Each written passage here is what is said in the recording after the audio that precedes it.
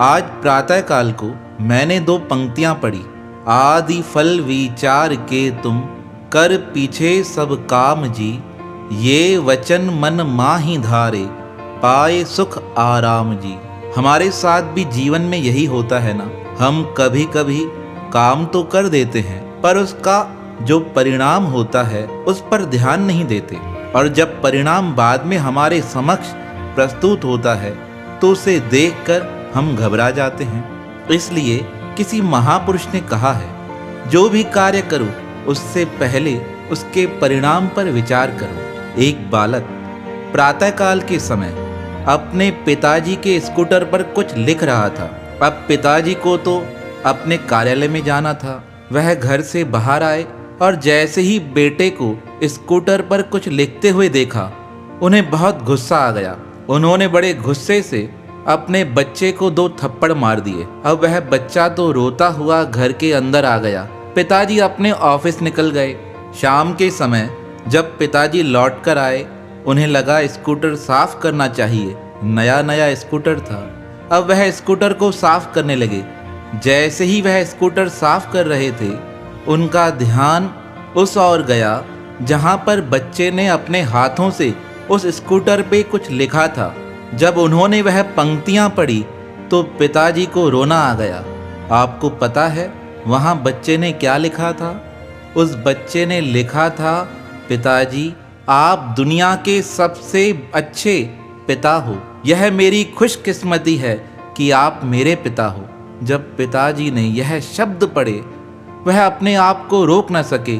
वह दौड़ते हुए अंदर गए और अपने बच्चे को गले से लगा दिया और कहने लगे, मुझे क्षमा करना, मैंने जल्दबाजी में तुम्हारे ऊपर हाथ उठा दिया था।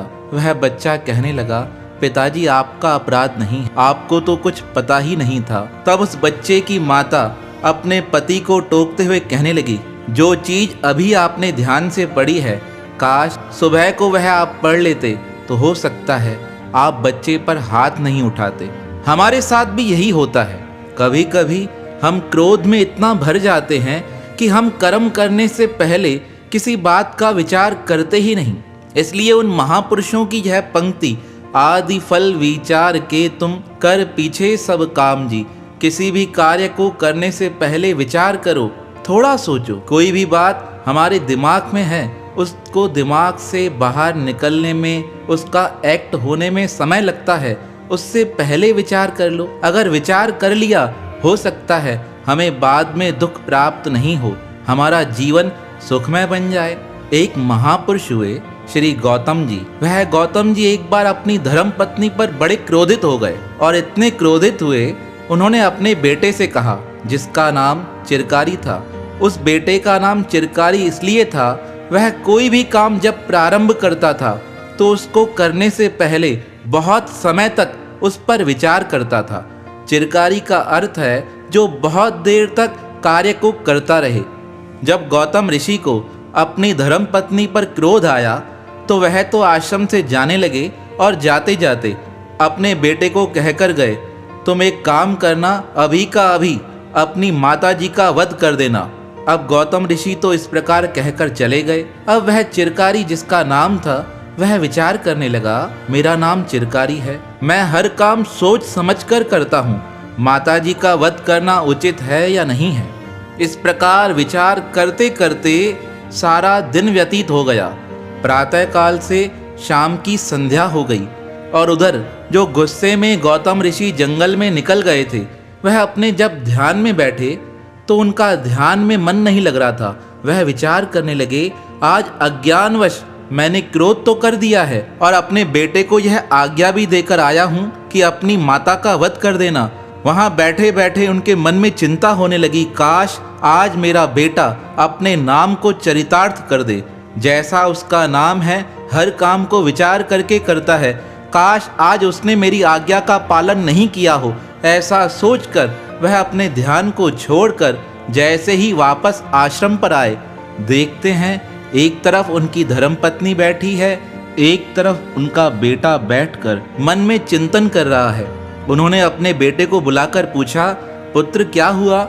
वह बेटा कहने लगा, पिताजी आप तो आज्ञा देकर चले गए, मैंने बहुत विचार किया कि माता का वध करना उचित है या नहीं है। तब गौतम ऋषि पूछने लगे, पुत्र फिर तुमने क्या किया?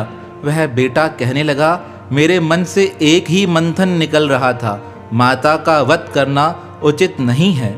जब उन्होंने अपने बेटे के यह शब्द सुने, अपने बेटे को हृदय से लगाकर कहने लगे, सारे संसार में तुम्हारा नाम धन्य हो जाएगा। जो व्यक्ति किसी भी कार्य को करने से पहले तुम्हारी तरह विचार करेगा या तुम्हारा मनन करके किसी कार्य को प्रारंभ करेगा तो उसका कार्य निश्चित सफल हो जाएगा। तो यह उदाहरण हमारे जीवन में हमको दिए जाते हैं हमें सिखाने के लिए। हम किसी भी कार्य को करने से पहले अगर उस पर थोड़ा सा भी विचार कर लें, हो सकता है वह थोड़ा सा विचार हमें बड़ा फायदा दे जाए। इसलिए किसी भी कार्य को करने से पहले विचार करना अत्यंत आवश्यक है। यह पंक्तियां तो बड़ी छोटी हैं, पर इनमें बड़ा गहरा अर्थ छुपा हुआ है। अगर इन छोटी छोटी बातों को हम अपने जीवन में उतार दें तो हो सकता है हमारे बड़े बड़े झगड़े जल्दी से समाप्त किए जा सकते हैं। इसलिए आप जब भी कोई कार्य प्रारंभ करें तो अवश्य विचार करिएगा। आदि फल विचार के तुम, कर पीछे सब काम जी, यह वचन मन माहि धारे, पाए सुख आराम जी। आचार्य सद्गुरु स्वामी टेऊराम महाराज द्वारा रचित यह पंक्तियां हमारे जीवन को नई दिशा और दशा प्रदान कर सकती हैं।